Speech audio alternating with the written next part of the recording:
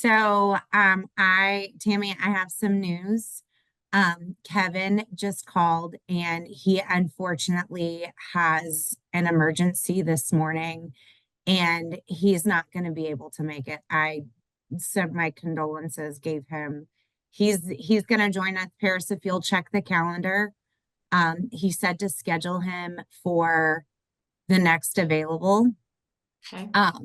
So what we were intending to talk about today was team growth. So we'll let you guys know when we're gonna have Kevin back. Let's still talk about growth and let's still talk about lead gen. And let's pivot and let's just have a mastermind and let's roll with what's working for you guys. I'll start by saying what we're seeing here is land is hot right now. When you say land, do you mean raw land, like with nothing on it? Like what kind of land? I mean ranches. Land in general. Ranches are rolling right now. It's good. I like it. I'm here for it. It was Stephanie's birthday yesterday. She showed properties all day. I did. It was so good. Best birthday. And I have an offer coming in today. So best birthday present ever. I will show on my birthday all day. Can every day be my birthday? Land is good right now. Hey, Joe. Joe's land guy. Joe's land guy down south of San Antonio, right, Joe? Or east of San Antonio. Wherever San Antonio. Wherever San Antonio. Are you from there? I am not. I'm from Carn City. Okay. Yeah, I mean, I live in San Antonio now, but I mean, pretty much anywhere, Pleasanton, Jardington, Carn City, Divine, Lytle, Bigfoot, Marion, Seguin, Kingsbury, Luling, all the areas over there. Nice. What are you guys seeing down there right now, Joe? How's real estate down in your part of the world? What do you guys have going on? I've got a lot of so I've got a couple of buyers looking for 10 acres and they want south of San Antonio, but they're in the military and they're not going to be here till November, and they're the decision makers and the persons that are going to sign. So I did find property for them already, which is I'm finding fairly easy to find, but it's going pretty quickly also. So right. I told him, I says, hey Rick, you're not going to get here till November the 17th, so I'm going to wait till closer to that date, because I don't want to find something again and then it goes away, and then you of course get your hopes up and then it's gone. So, and he's fine with that because he'll be here until next year sometime, once he gets back home. But yeah, we'll get him something. I'm finding it's fairly easy to find land like that. He's looking for 10 plus acres. He wants improved, so I agree with him on that end. But if somebody's looking for unimproved, I mean that's their deal. But yeah, no, I'm finding it pretty easy to find find property for clients. Nice. I've been in 2 multiple offers in the last 2 weeks, and it looks like we're on the listing side, we're fixing to be in a multiple offer on a piece of property that's been sitting for 1.5 years. Now, I did get the owners down to a price that is right. Y'all, I think that's something that we're struggling with across the board. And I actually had that conversation with another broker yesterday. I think that a lot of sellers, buyers are looking at the interest rate and affordability, and meanwhile, sellers are still looking at COVID pricing. And we were traveling with Rodeo over the weekend, and one of the things that I noticed, one of the areas that I was looking at real estate in, y'all, the prices were all over the road. It was like you could get 158 acres for $875,000, or you could get 48 acres for 2.5 million, and not any difference. And it's like, what is going on? Like, these properties are, in the same county, on the same side of the county. And so I think, as a whole, a lot of us are dealing with crazy pricing right now also. I think there's some property in Comfort. I want to say it was a couple of 100 acres, maybe 300 acres, somewhere around there. It's in Comfort somewhere, and somebody bought it for 2 point something or 8 million or 6 million, something crazy like that. But they're selling it in 10 acre tracts over there, and I don't think it's too pricey. Plus, taxes are cheaper Right. over there also. That's where I'm thinking about going, Stephanie. I like it. Yeah. All right. Hey, Tanya, you're in a different market too. She's out in West Texas. What are you guys seeing out there out west? What's Insaneness, going on? gold prices. Everybody thinks they're sitting on a pot of gold. Yeah. It really doesn't matter where you are. So I used to live in Wink, which is like 60 miles from here to the west. And they're selling like little lots like in town for $30,000 and $40,000 a piece.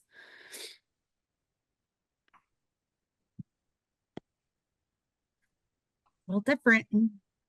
Yeah, I think everywhere is different, but I like that pot of gold thing. But I've been in the market I've been in real estate for a while. So what I'm seeing is our prices right now have gone back to 2018, 2019 pricing before COVID. Our prices has finally, but the problem is the people that are wanting to sell bought in that stupid market. So that's their, I'm going to lose money if I get below this amount. And I'm like, but you overpaid to begin with. And so to get you back to that amount, you really need to sit here another 3 years, to be honest. And there probably has to be some economy changes. So some of you are in this holding point of you've got to get, what I notice here is they moved from Colorado to California thinking everything was going to be greener on the other side, not realizing they had to mow the lawn here too, for lack of We a have better, bumps. We have yeah. bumps.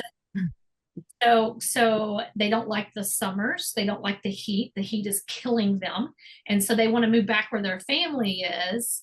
And they're like, but I need this dollar amount because I bought it for this. I put this much money into it. This was my mortgage payments. And they're just adding everything on top. And I'm like, you're not going to get it. And that's not how this works.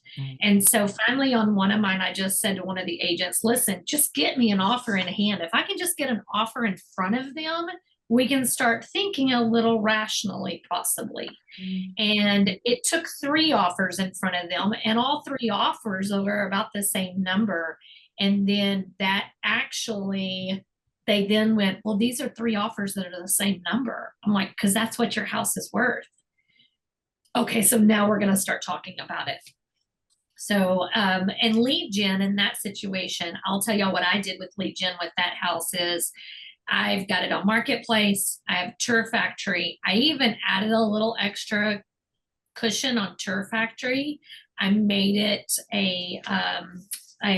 it's a special kind of listing. I had to pay extra for it, but every time anybody has TourFactory, it ends up at the top of their list. And by it being at the top of their list, and I mean agents. So like if any of you are in TourFactory and you have a house in my area, I'll get a weekly list and that house will be at the top of the list. And then they send it out to foreign countries as well. So I did that. And then I started sending agents actually the video reel of it, the video that I had my photographer do. I started texting agents and saying, hey, this property's been on the market for so long. I don't want you to forget about it. We are now in the right pricing and you get 2 houses, 4 acres, a pool, and this, I think I said, whatever the square footage, the shop's like 3,400 square foot, which makes a man just get so excited. I mean, you got to speak the man language, right? And so I just kind of put it out there. You can rent off one of the houses, but you have all this, and this is that way the agents actually get to see it again. So for me with lead gen on the listing side, doing that actually got us 7 more showings within a week, and now we have some more offers coming in. Hey, Tammy, I'm going to play off of that. So I had a listing that had been on the market. The problem is, man, it's like one of the nicest houses in the county. I had a listing that had been sitting. It's not that it's priced wrong. It's literally that it's the nicest house in the county. I changed up my marketing. I made a new property brochure for it. And I emailed it out to every agent that I could find. If I had an email address for them, they were getting it. I got 4 or 5 showings off of that one email. So that's another strategy. If you guys have stuff that's sitting or it has been sitting, switch it up, swap it up, and make a new marketing brochure, email it everywhere, send it everywhere, because it had just, I mean, same situation. It had kind of just been there for a bit and just been sitting. Yeah, the other thing that you can do is, and I try to do this about every 2 weeks, which with my hand I haven't been doing it, so I just reminded myself, is that switch up your pictures. Switch your pictures up, because if they've saved it in Zillow or Realtor.com or Trulia or HAR, whatever program, if you switch your pictures, they're gonna get a notice in their email that something about that has changed. So I'm I finding. didn't know that. Yeah. And That's awesome. typically for a buyer's market, which people ask me, what are we in? Are we in buyers or sellers? Which one do y'all think we're in? I think Buyer. it depends by county, honestly. Okay. Matthew, what do you think? Buyers or sellers? Seller market? I think here in Midland, it is a buyer's market because the houses sit longer. They've been going down on prices, and even like this, there's a hunk of land outside of Midland that I've been helping my cousin try to sell, and nothing. Like, I think it's priced too high, but that's just my personal opinion. Okay. So Matthew, I'll go back to that one because that's a good statement. Matthew, what do you think? Well, in Llano County, there's almost 13 months of inventory. In Burnett County, 10 months. So looking at those stats, we're in a buyer's market in our area. Okay, so what I'll tell y'all, this is what I said. I had a client ask me yesterday because he wants to come in and offer, because in a buyer's market, you can come in and offer super low, right? That's what a buyer's market is. You can almost get 50,000 off something. And he said, are we in a buyer's or a seller's market right now? And I said, we're in both. I said, things have picked back up. Buyer's market with the houses that are overpriced and sellers being greedy, they've been on the market too long. We're in a seller's market if it's priced right, and they're going fast due to decreased interest rates. So Matthew's correct out of what he just said, because I've looked at Llano's stats. We've got 13 months, but then when I went back and really broke it down, what I kind of saw was the ones that have been on there forever, if you run a CMA real quick, they're still 40, 50, 60,000 overpriced. So can a buyer truly come in and get those houses? I would say no, they can't, because the sellers aren't willing to budge on their pricing. And until they get desperate, how many of y'all have sellers that said, well, I'm going to throw this up there, but I really don't care if it sells? How many of y'all have had those listed? I mean, and I'm like, dude, then why are you using me? It's going to cost me $1,000 to $3,000 out of the gate, and you could care less. I mean, I understand what you're saying, but maybe you need to choose a different agent, one that, not me, because my marketing is so over the top and I can't sell this. I mean, I took one, y'all. It was 1.8 million over comps, and it didn't matter what they said. They promised me they would bring the prices down. Do you think they brought the prices down? Mm-mm. They thanked me at the end of 6 months and said, maybe God just didn't want us to sell it. And I had to come back and go, that wasn't God. Of course, I probably lost some friends and a client, but I'm sorry, that was not God at all. You cannot blame greediness on God. This one property's been on the market 209 days. And what did it start at? 734, and they've dropped it down to 689, but it only sits on 27 acres. So have you ran comps on it? She did. It's not my listing, it's my cousin's listing, but she was marketing it as farm and ranch, and she's not a farm and ranch person, knows nothing about it. She sells cookie cutter homes. She did it as a favor to a friend. And I just think, one, I think she's been marketing it all wrong. And two, she doesn't know enough information about like the water well and stuff like that to effectively answer questions. So I think another thing that's really hard in that aspect Um, marketing a ranch is so different. You know, same thing with Tammy. The way that she markets a lake house is totally different from the way that she markets a house on a golf course. Anytime you get into these specialty, you know, something that's specialty real estate, your marketing looks different. It looks different. The knowledge is different. Um, and that really does play a role in the sale of the property. And that's something that I feel like, you know, early in as an agent, I had to really hone in on learning. Tammy's been an agent long enough that she's done so many different types of real estate that she knows the differences between each one. And man, I think that as a cookie cutter neighborhood, I'm going to tell you right now, if somebody called me and wants me to list a cookie cutter neighborhood house, that's not where I thrive. Well, she's used to doing like open houses and stuff like that. So, I mean, it's hard to like for her to market it because she's like, Yeah. well, we could have an open house, but I mean, it's 20 miles outside of town.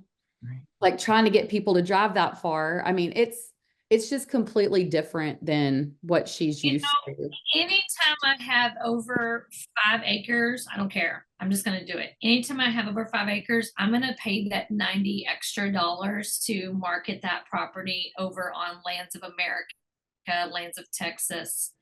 I'm going to move it over to there because I find that men that are searching for land, they're going to search there first in the state of Texas before they're going to go to realtor.com or Zillow. So I have a question for you. So she doesn't have an account. If I had an account, could I put it on there for her? It legally, no. Okay. And unless you're a co-listing agent. Okay. Okay. If you're a co-listing agent, which she could make you a co-listing agent, and then y'all just have an agreement that she's going to pay for the price of the ads. You know what I mean? And her client has to agree to that. So then, as long as you've got 2 different brokers, your broker has to agree to it as well. That's the next thing. We have the same broker. Okay, so you're fine. Yeah. So all you got to do is do the amendment to the listing and bring you in as a co-listing agent for advertising purposes. That's all it has to say. And then her client has to sign off on it. But if you're not, okay, so I probably maybe do 1 or 2 farm and ranch a year. Like I don't do a whole lot. And so you can actually on those sites do 1 property at a time. You don't have to have that monthly membership. Oh, I didn't know that. Yeah, you can choose one. It's a little more costly if you get more than 1 or 2 properties, but you can do that. But in your sense, I would just add it to the listing agreement. Okay. That's what I I'll would do. talk to her about that. Yeah. And then if you're in different MLSs or the same MLS, you know, she's supposed to add you in the MLS as co-listing, but you don't have to do that. Okay. I mean, there's nothing that says that's a requirement. But for land, especially even raw land or undeveloped, I'd move it over to those sites. It's got like a little, I call it a house. It's just like a big open building that's got like a kitchen and a bathroom and like 2 separate rooms that could be used as bedrooms. It's got a pond. I mean, it's got like a barn and pens for animals and stuff like that. Yeah, it sounds like it has a hunting cabin. Yes. You have to use words, guys, in your advertising that people understand. For instance, casita. I remember when I first got into real estate, they kept talking about this casita. And finally I said, can somebody tell me what the heck a casita is?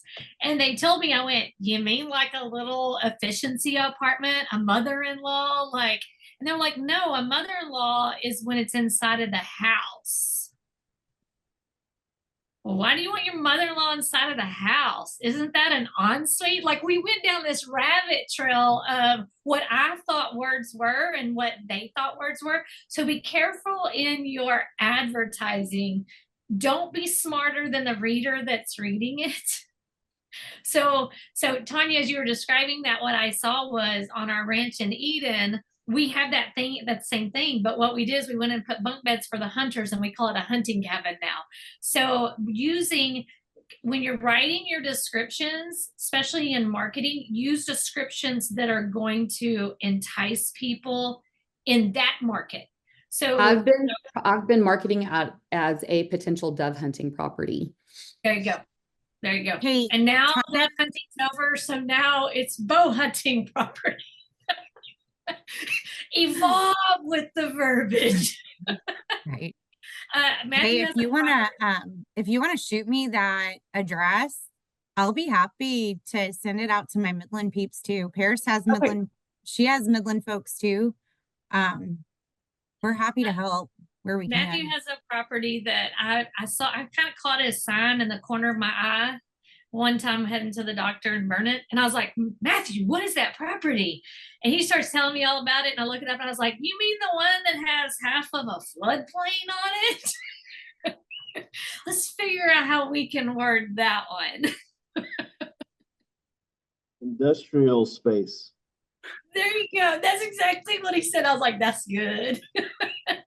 But you get, We've had but so many calls on that. And what's interesting, Tammy, is the property just next door to it, it's 3.5 acres, just came on the market. So if someone would buy their property and my property together, it'd be fantastic. And so, do because you you could use advertise, do parking. you advertise it like that? Well, I'm about to change some of the verbiage on it.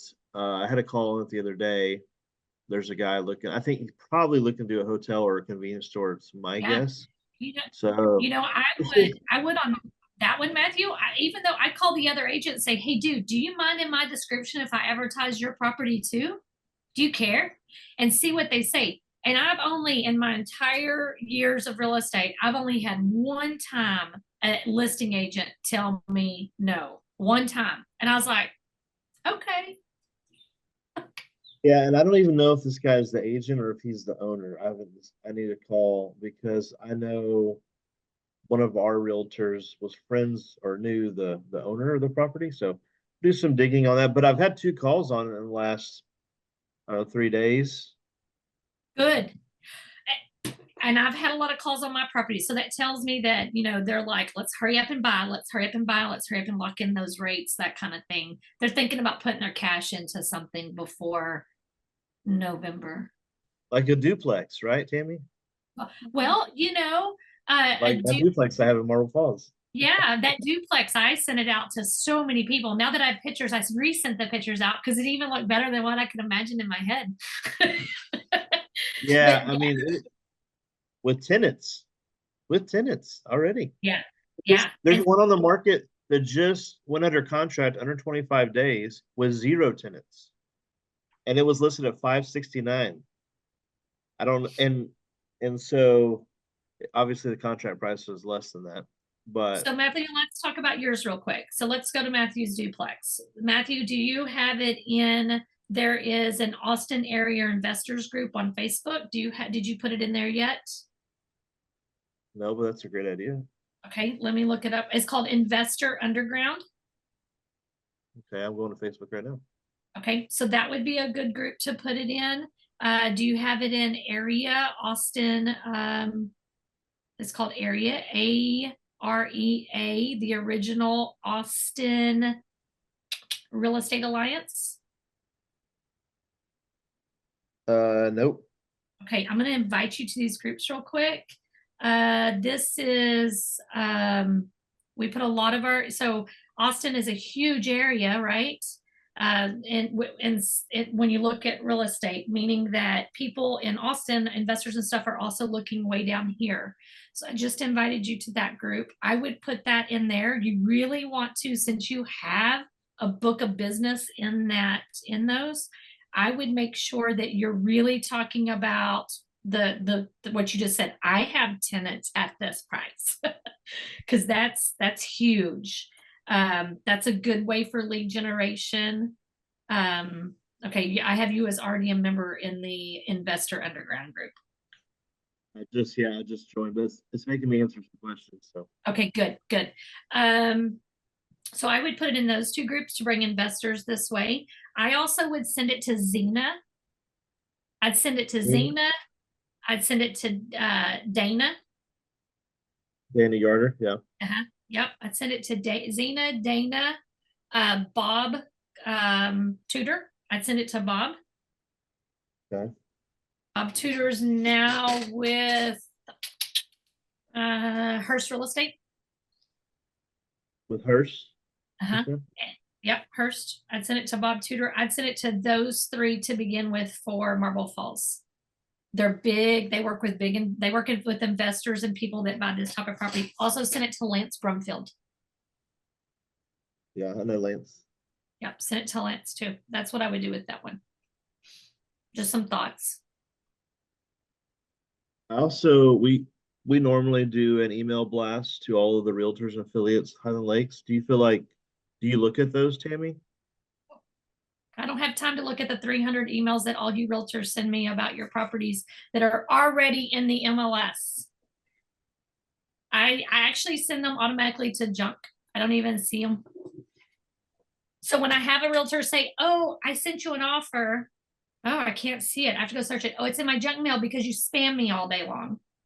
I'm being honest. We That's have part one. of the legion. We have And by the one way, over here in this I'm area having- that probably sends 5 a day at a minimum. Yeah, it's too many. And it's I the don't have same time. properties every day. I'm having a broker open house, by the way, on Thursday in Kingsland, Lighthouse Country Club Okay. with just FYI. Just 1 to remind 3. me. Okay, so let's talk about lead gen with open houses. How many of y'all do open houses? I do not raise my hand.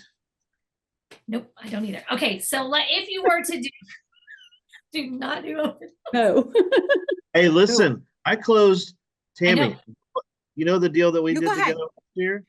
Yep. That $1 million deal? That was a buyer from an open house. $1.2 million deal. He closed from an open house. I tell people that story all the time. He brought them to my house because they came to his open house and they didn't like that one. So he found them a house. $1.2 million. Where are you located? That's amazing. Well, so the open houses I do are in Horseshoe Bay, which is the resort and a lot of traffic. I So live don't- in Midland, Texas. We have a lot of weirdos.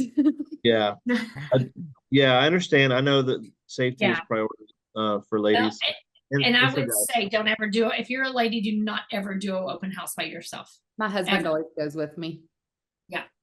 So for me, like I've had requests for people to do one in Marble Falls and burn it, and there's just not the traffic. I just have to do it. I did 16 open houses on the same condo this past summer, and I got about 60 different buyer leads from that because they fill out the paperwork and I put them in our system. And now, Mm. has anything closed from it? I did sell one of the condos. There was Okay, two. but Matthew, I tell this story all the time. When I first got into real estate, there was a lady, that's back when we had offices. And so I sat in this desk and she sat over here behind me and she listened to me all the time. She had been in real estate for, I think, over 45 years. And finally, one day she said, why do you waste your time on those clients? And I was like, what? And she goes, if they ain't going to buy nothing in the next 6 months, move on. And I was like, So 2017, I started with this client. I have his $2.1 million lake house on the market right now. I have a $2.2 million in my pocket, and I have a $700,000 land commercial listing in my pocket because I dripped on him since 2017. Do y'all think that was worth the drip?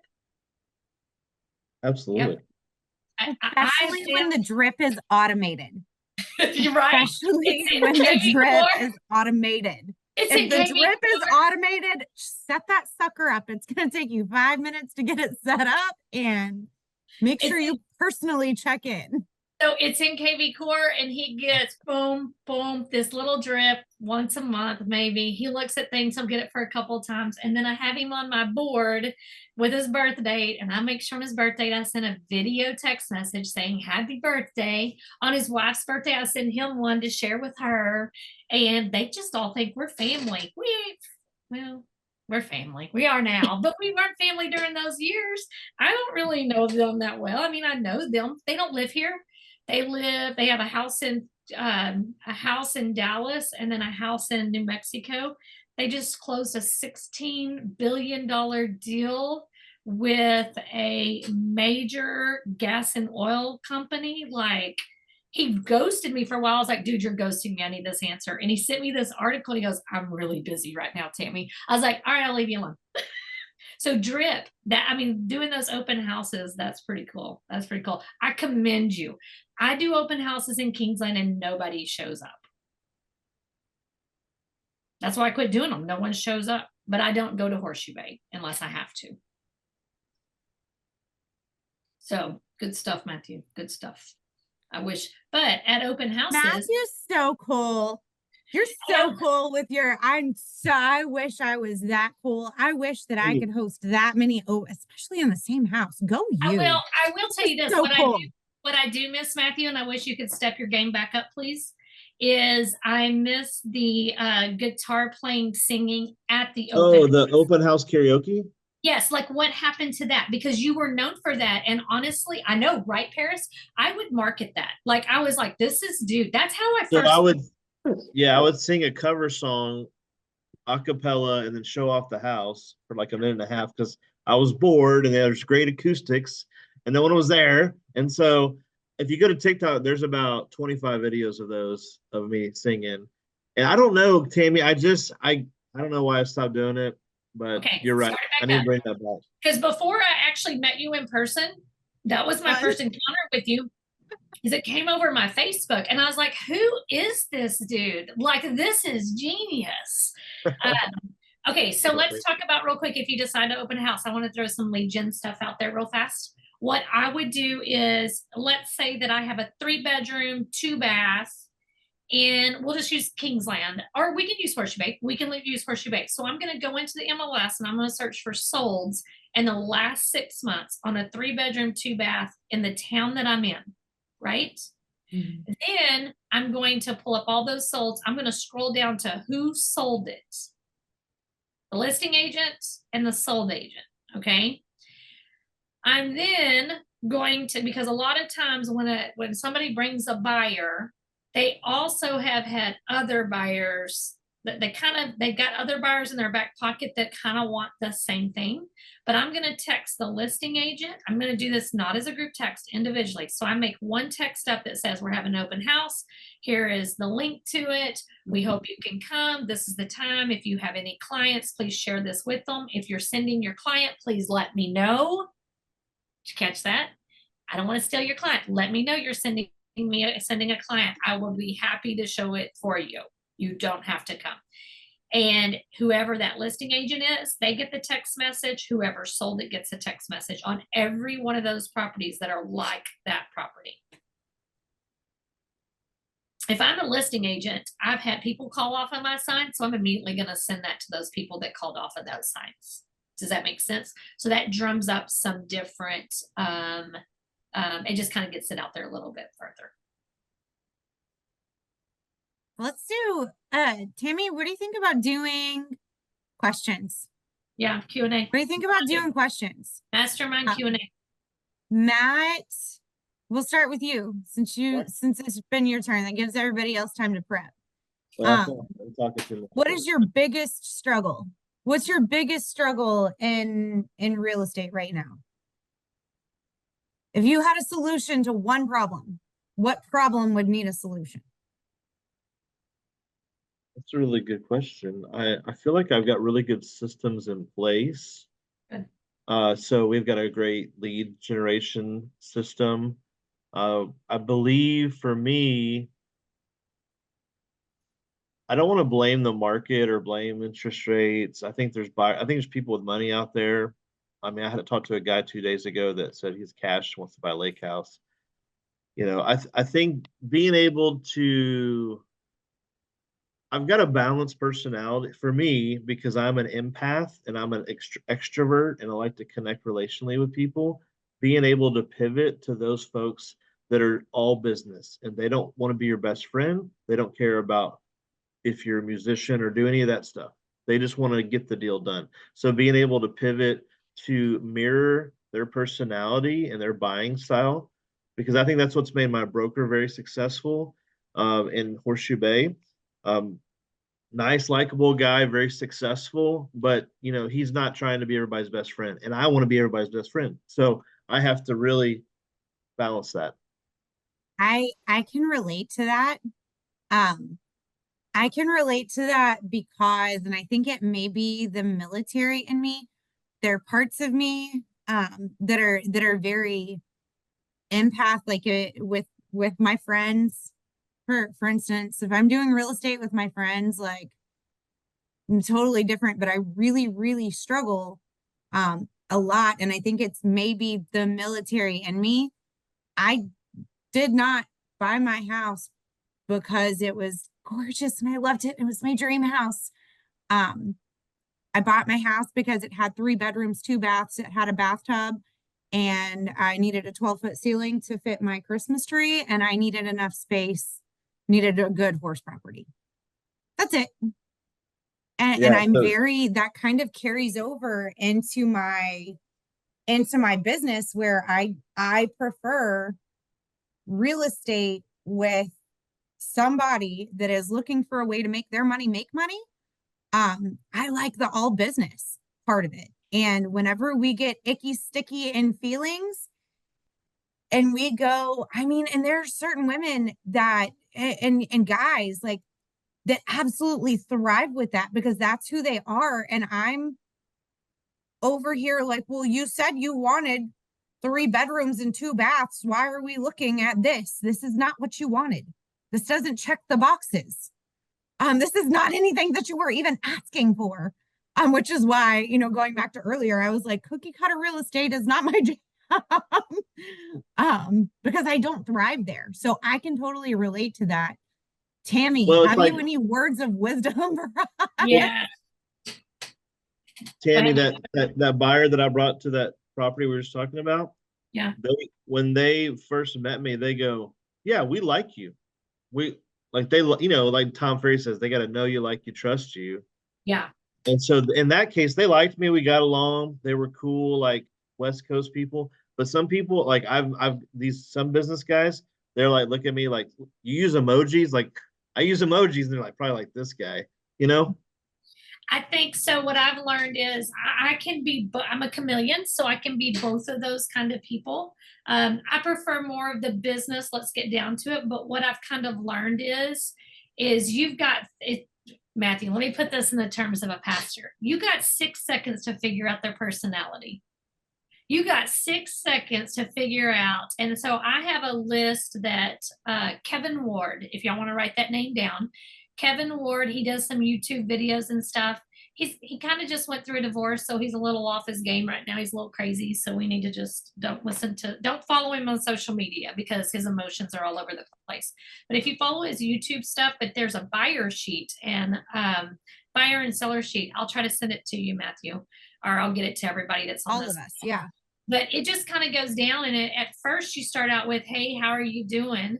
And then, how can I help you today? But it gets down to, are you looking to buy immediately? Are you looking to buy in 6 months? Are you just window shopping? That, you know what I mean? You kind of you got to figure out where they're at. Figure out who's the decision maker. Is it the wife? Is it the husband? After you get done having those conversations, because I notice when I start talking business, I'll talk business first.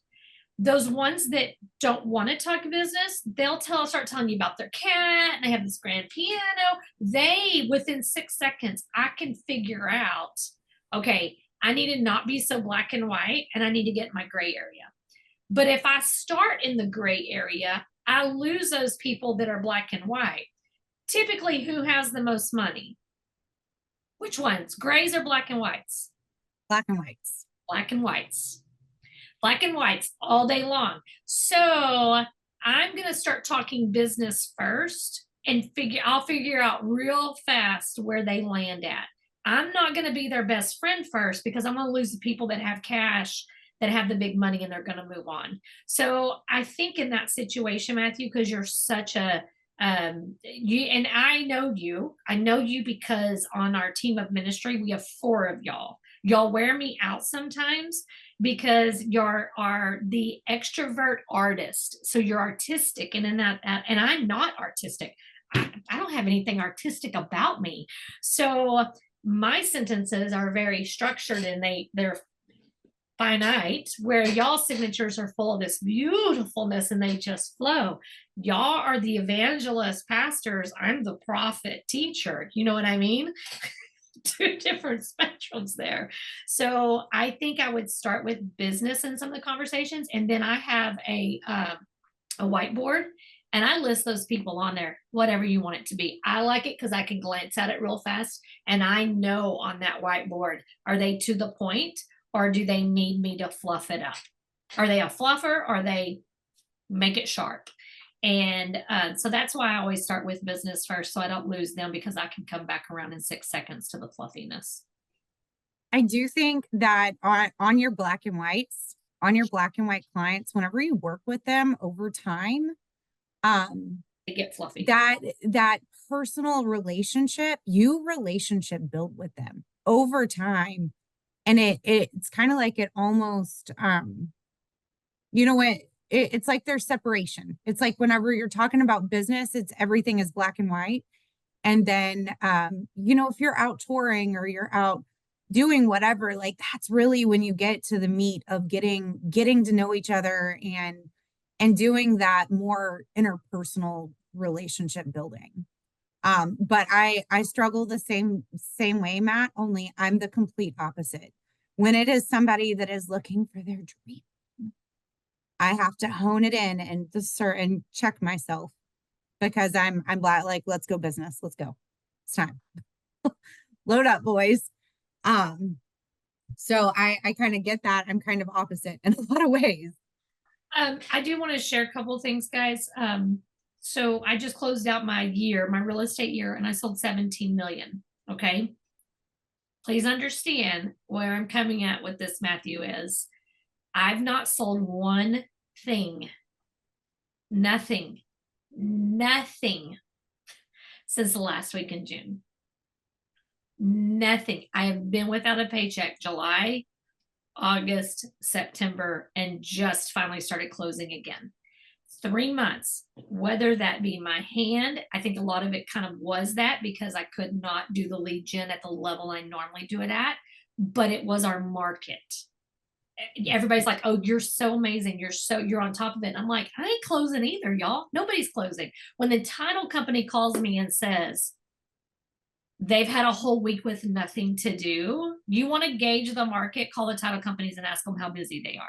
They'll tell you real fast. And when they start coming out and they want to wine and dine us, and they start having happy hour in their offices and things like that, is because they don't have business. They're trying to drum it back up as well. So it was our market. It was the interest rates. Anybody that is smart with money is not going to, they'd already pulled the money out 4 years ago and started spending their cash. There's no more cash to spend. They already pulled it out of the stock markets. So we're at that lull of the end of, and these are those cycles, whether we believe it or not, political cycles, election cycles, they really do affect us. And where in all actuality, none of us should be doing anything from now until after the elections. That's the truth.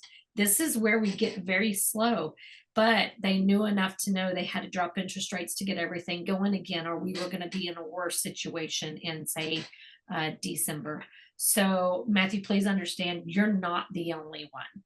When people like me can say this, and I've seen some people go, I closed this, this, and this. Oh, I've seen those. And I go search. They closed them 6 months ago. They're recirculating them. They're recirculating things to make it look like, oh, and which is actually a violation of our TREC rules, our TAR rules. By the way, you cannot recycle an advertising after you've closed it. I don't know if you're aware of that. You're not allowed to do that. So if they ever get caught, they're going to be in trouble. But you can't say just sold when you sold it 6 months ago. So just know that my phone started ringing again 2 weeks ago because I saw interest rates dropped and I was on them. Let's get this locked in. Now's the time. Come on. I told my sellers, we got to get this down. Here's a new comp for you. Here's your new comparative market analysis. You're overpriced. We need to get it down to that sweet spot. And now out of that, I have 3 contracts. 3. I haven't closed anything in months. I have 3 contracts. 3 is great. I'm celebrating that. But in the grand scheme of things, it's just a really slow market. So I'm not trying to burst anybody's bubble, but that's the truth of it. Okay, Tanya, you're up next. Sorry. One problem. If you could solve one problem.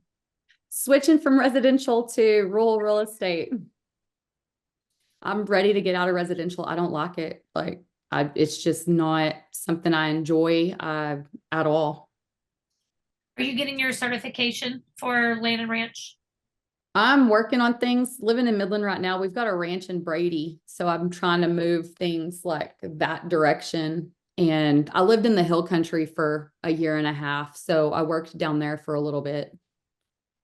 Hey, I got us a B&B in Fredericksburg for Oh, you that did? Texas Alliance of Land Brokers. Yeah. Okay, good. I have us a B&B in Fredericksburg for the night before. I don't have it for Wednesday night, but I have it for Tuesday night. Anybody that wants to come in for that, we'll go and we'll do dinner. You've got a spot to stay. Sweet. Thank you.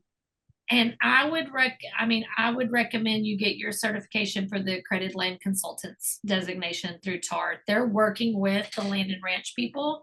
TAR has really stepped up their game where they realize they've got to get more CEUs in there. They've got to get more certification classes, and they've brought in some really key people into that they know land and ranch. They're not arrogant. They truly know it. I was looking into it, but the problem is getting the classes, like where they host them and everything like that. I'm just drive wise. I mean, I've got a son in high school, so Yeah. it's really hard for me to go long distances. And I mean, I can Right. do Zoom all day long. I got my GRI via Zoom. But Yeah, anytime. So, and another, playing on the Texas Alliance Land Brokers, they have lots of different, they kind of go all over the state, but that's a really good networking opportunity too. I'm a member of the TALB. Yeah, definitely follow their calendar. Follow their calendar. They always have education stuff coming up too. I've taken a bunch of, or a few of Charles Porter's classes through them. Right. Awesome.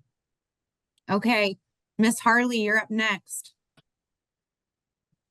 One thing. If you had a solution for one thing, what would you need?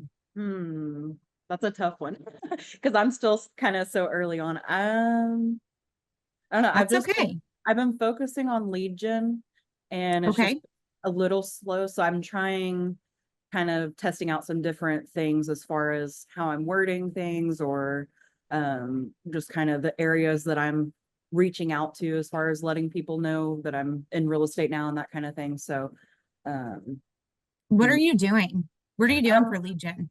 So I've done postcards, so mailing stuff. I've been trying to go to as much like public event stuff as I can, and just pretty much wearing like an EXP shirt or hat and just having business cards ready and trying to talk to people. And then I recently joined the Chamber of Commerce in Marble Falls. So they had like a luncheon. So I actually met a couple of lenders that day. So that kind of different end of lead gen for me, but just really trying to put myself in situations to talk about real estate and get more comfortable with it. Are you using your KV Core? Yes. So that's what I'm trying to like push as far as the contact information through. So a lot of stuff I've used on like my social media. I'm using the squeeze pages to kind of do different like styles of things. So I've done like residentials, and then I have one that I'm posting this week that's more like a golf townhouse type of thing. So trying to just revise different things, but I've also ran a couple of like Facebook ads, just kind of promoting my business page. And I actually got about 50 new followers from that. And I ran it for just a week. So I was kind of just testing things out on that. So really just trying to see what works for me, and also with this area too, because it's hard to just really figure out for me. Right. Just are you sending personal messages to everybody in your KV Core? Yes. So I started doing that. I hadn't done any this last week just because I was traveling a lot, but I'm trying to get myself to at least do a couple of them a day. And I've been using that time blocking sheet, Tammy. So I Good. have like that on there where I'm like, okay, I need to take at least, 30 minutes and send a few messages, or trying to just work it in even when I am busy. Like when Nathan and I were traveling, we had gone to Mississippi and Dallas, and we were just all over the place last week. So anytime he was driving, I pretty much was trying to do that, setting up things on my KV Core. And then I've gotten quite a few contacts from people just from exchanging business cards or just talking with them. So I've been trying to input as many people as I can into it so I can. So Harley, I'm going to say this, and I know I sound like a broken record, and I'm going to tell you, most of you agents that I say this to all the time, you're like, I just can't do it. I can't do it. And I'm like, just do it. You have been in this area for so long. If you would commit to 10 video text messages a day, your business will explode in no time, and you will not be able to do 10 video text messages. Gotcha. The one thing that Matthew said was he's so relational. So I tend to be so business, but if I will send a video text message that shows my relational side, they may ignore it. Okay, they may. Most of the time they don't though. Most of the time they respond back and go, you're so amazing. Thank you. It's so good to see your face. I'm not saying anything about, I'm not talking about real estate. I'm just talking about, hey, how are you doing? Checking on you today. Saw that you had a grandkid that graduated high school. Just whatever I see on Facebook. So I'll give you an example. There's this couple and they live in Georgetown. They have a guest house here, a house here in the area. We talk kind of back and forth. We kind of, when there's a party like in a barn or something, they'll invite us. I never go to the parties. I send my husband. He plays pool with them. I don't want to go to bed at 8 o'clock. I don't got time for no parties. I just don't enjoy those sometimes. She knows that they laugh at me. Sometimes I'll make an appearance for a little bit, then I want to go home. They're cool with that. It came down to, she had a friend that from Lampasas that wanted a lake house, and she referred them to me. I met them. I showed them 2 houses. We went under contract for 2.1 million. I never once tried to sell that lady real estate. I just had conversations. Those conversations led to referral. So for you, what I would say starting out is 2 things. Send 10 video text messages a day to the biggest black book that you have, and that's your contact list in your phone. Don't question yourself about, well, are they somebody else's? What are they going to think? They haven't talked to me in 300 years. Just say, And hey, I think mentally that's what's been like holding me back from it doing is. that too. So when you said that, I was like, yeah, that sounds right. Yeah, it is, because first off, you're thinking about, you're just talking to them. Hey, if especially the best way to start is who has birthdays today. Everybody else is sending birthdays on Facebook. Send a video text message to them. You can knock out 3 or 4 right there. You can send a video text message to their Facebook under their messenger. They're going to be like, hi, I haven't seen her in forever. Then they're going to go look. And if you're not a secret agent, I find out by stalking you that you're a realtor now. Okay. That's one thing. Telling you guys, 10 video text messages will take your career to a whole nother level in your phone and your contacts. Number 2 is called the 12x2 referral system. You're going to reach out to 12 of your closest people or business people that you know. That could be a lender, that could be a surveyor, that could be they own Gibraltar in Marble Falls, they own Moore's Plumbing Supply. It could be a plumber, it could be an electrician, it could be your mother, it could be anybody. And you're going to say, listen, I feed my family with real estate. Do we all feed our family with real estate? We ain't lying. Business is slow for me. Can you help me? Could you commit to giving me 2 referrals that are willing to, that are want to buy or sell in the next year?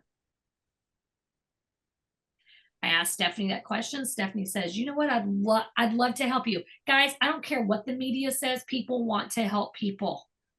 If I have an electrician reach out to me and say, my business is really slow, I'm struggling, do you know of anybody that needs work? You know what I'm going to do? Have you ever seen me get on Facebook and say, hey, does anybody have any need of this, this, and this? And it's not for me. It's because somebody else has asked me. Okay, so Stephanie's gonna say, I'm gonna say, hey, I just told her do you have anybody that can buy or sell? She's typically gonna come back and have two answers. Actually, I do know somebody. At that point, I'm gonna say, great. Can you introduce them to me by a group text message? Would you mind doing that? They may not be comfortable with that. They may say, you know what, let me reach out to them. I'll get back with you. Typically, the answer is going to be, you know what, I don't really know of anybody right now, but let me think about this. And I'm going to say, great, Stephanie, do you mind? Is it okay if I follow back up with you in a week? What I just did was I gave Stephanie homework for 7 days to find me 2 people looking to buy or sell. Guys, if 12 people give you 2 referrals, that's 24. Everybody get your phones out. That's 24 closings. Take the average closing in your area. What's the average commission? Let's hypothetically say the average commission is $7,000. That's a pretty safe commission, right? It's not like $1 million homes. That's looking at what, about a $350,000 home. So $7,000 times 24 closings. Can you live off of that? You're back. Everybody, would you want that kind of, now you got to pay your broker fees, you got to pay IRS, you got to pay your wife, your husband, whatever. Okay. If they gave you 1 referral, if they gave you 1 referral instead of 2, let's divide that by 2, $84,000. Can you live off of that? Did you see how easy I just made this? We get into real estate and we think we're conquering the world. No, we're not. I'm conquering 12 friends that are going to give me 2 referrals for this year. I'm sending out 10 video text messaging because the law of whatever that I don't remember what it's called is if I talk to 100 people, I'm going to get 10 yeses. I work for 100 no's to get 10 yeses. My family only needs $125,000 a year to survive. I don't need to sell $17 million in real estate. My years, I already told my husband we're pivoting. I'm fixing to start referring everything out. I'm tired of working like this. But I'm at this point because I do the 12 by 2. I do the 10 video. I don't do 10 video text messages a day anymore because I can't keep up with the work. I do about 10 a week. I do the birthday personal messages. I do where I look back if I had last 2 years ago, and if I sold somebody a house, they're the buyer, I'm checking in on them. Because sooner or later, Americans can't stay in one place. They're going to sell. They're going to move up. These simple things, I promise you, y'all, you won't be spinning your wheels all the time. You literally can work 3 hours a day and enjoy your life. You might get to a point where you don't have to hold open houses. And now, if you love open houses, I will hold an open house every once in a while when I want to get away from my family, my husband, and I want to shoot videos all day long. I will go hold an open house so I can get 3 months of B-roll done. And I walk away going, man, this has been so productive. So that's what I just want to share, Harley, is get out of your head. A no is not going to kill you. An ignore is not going to kill you. Nobody is going to die by that. Here in my Especially when you're asking your people. I mean, if those 12 people are your people, they're not going to ignore you. They're not. What were you going to say, Tanya? Oh, I network a lot I have before through broker opens. Yeah. I mean, honestly, I go because they give out margaritas, but I mean, it's a great way. Good motivation. I love learning new agents. When I come across somebody that I've met at a broker open and we've got to know each other, I'd much rather do a deal with them. And I will say, hey, I've got this. I will also, when I connect with someone there, I'll send them my coming soons. Hey, I got this coming soon if you got anything. Because I learned who the buyer's agents are, and I learned kind of like I want to do deals with them. There's some people out there, when I get an offer, I cry. I don't want to do the deal with them. I know what the next 45 days are going to be like, and I don't want this in my life. Sorry, it's true. All right, Those are y'all. amazing. And the ones that serve margaritas, those are my people. All right. Anybody learn anything good today? Any new hints and stuff that you could do? No, I don't think I learned anything. No, I'm joking. Yeah, I did. It was great. Yeah. I I sound love like a the togetherness. I love you people. Y'all are awesome. it reminds me what I haven't done lately, and I wonder why I have no business. This hand, I have no business because I have to drive to Austin for therapy all the time. All right, guys. I appreciate y'all. This was fun. I'm glad Kevin canceled. Well, Tammy, I gotta hand it to you. You're doing a great job despite that. Thanks for the dad joke. Good job. I went- Good day. All right, y'all. Y'all have a great day. You guys have a Bye, good all. week.